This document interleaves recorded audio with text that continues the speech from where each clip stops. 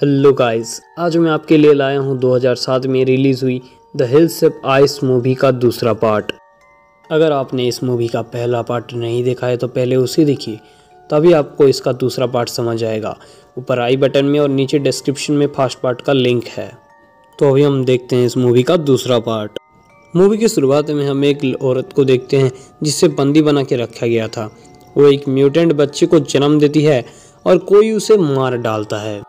इसके बाद ये मूवी अपने पहले पार्ट के साथ कनेक्ट होता है, जहां बॉब की फैमिली के साथ हुए हादसे के बाद यूएस आर्मी यहां पर सर्च एंड डिस्ट्रॉय मिशन चलाते हैं और यहां पे इलेक्ट्रॉनिक सर्विलेंस इंस्टॉल करने का ऑर्डर देता है। फिर हम कुछ साइंटिस्ट को यहां काम करते हुए देखते हैं, जिनका सिक्योरिटी का जिम्मेदारी था कर्नल रेडिंग के ऊपर। वहीं कंप्यूटर में कुछ फॉल्स मूवमेंट शो होता है और कनेक्शन अपने आप टूट जाता है।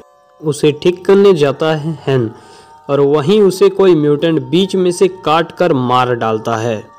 इसके बाद हम फॉस्टर को देखते हैं, जो पहाड़ों के ऊपर कैमरा लगा रहा था। वो वॉकी टॉकी की मदद से विल्सन और हैन को कांटेक्ट करने की कोशिश करता है, पर वो लोग कोई रेस्पॉन्स नहीं करते हैं। फिर एक म्यूटेंट पीछे से उसकी सर पर कुल्हाड़ी मारता है, जिससे फॉस्टर वहीं मारा जाता है।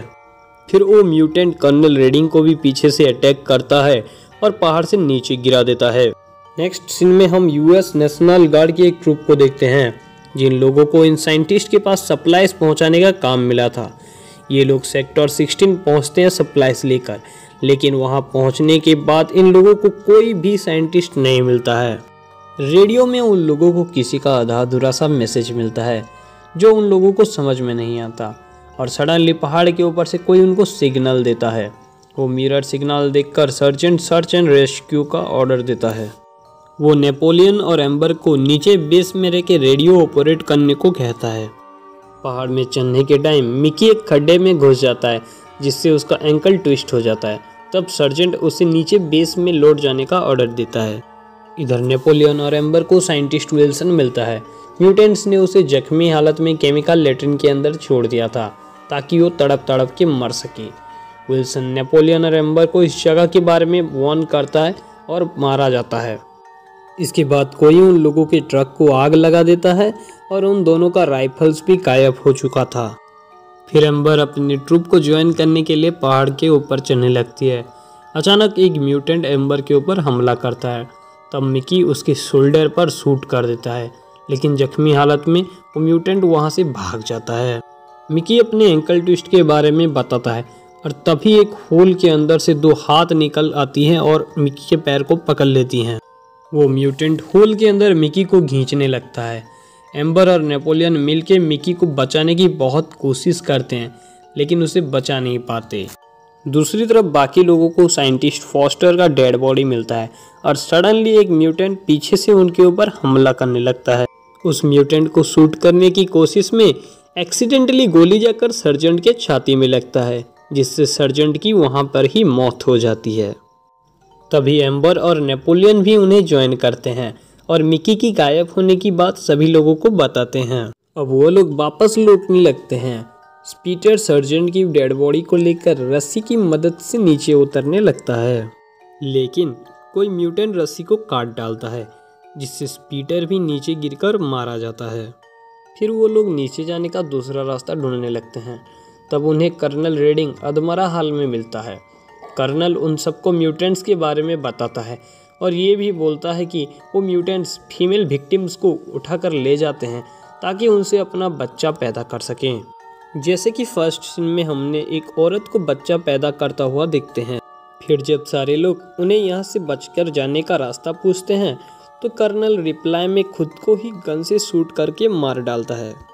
फिर वो लोग एक ट्रैप बनाते हैं, जिसमें एम्बर और मेसी बातें कर रहे होते हैं।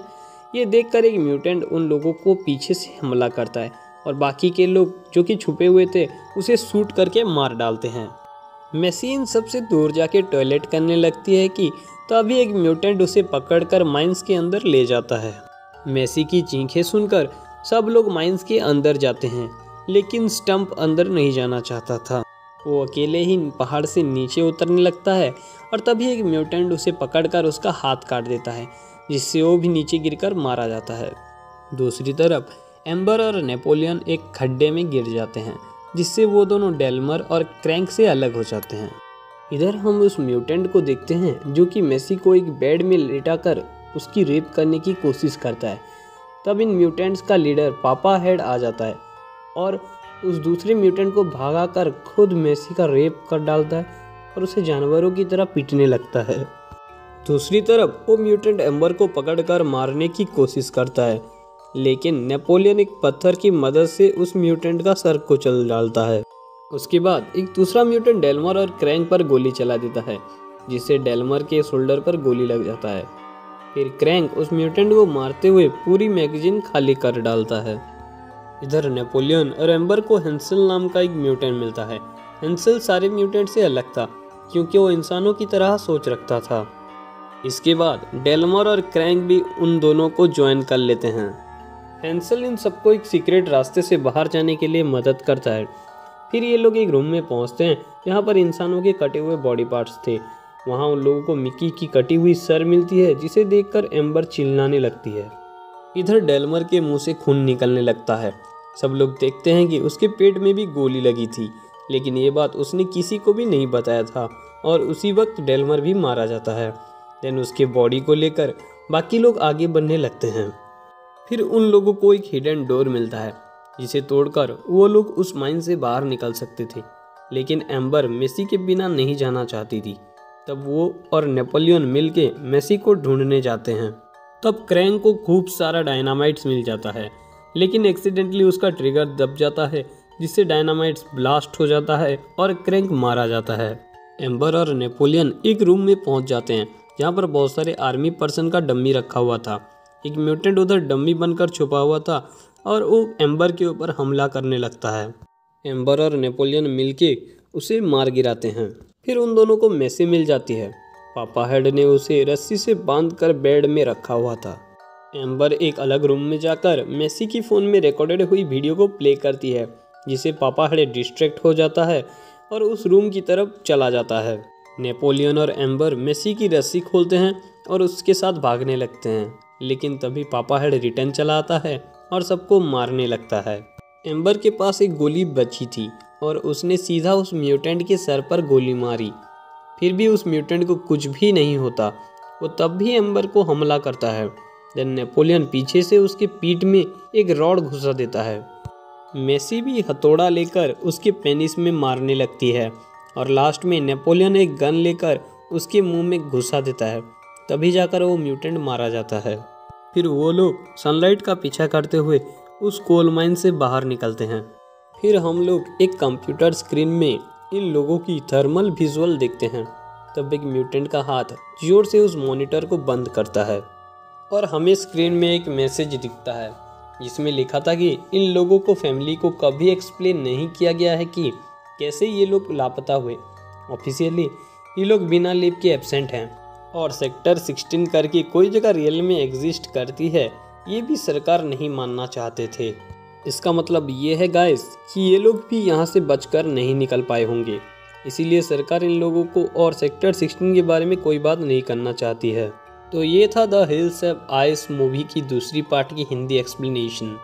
फिर मिलेंगे एक नए वीडियो के साथ, तब तक के लिए पीस।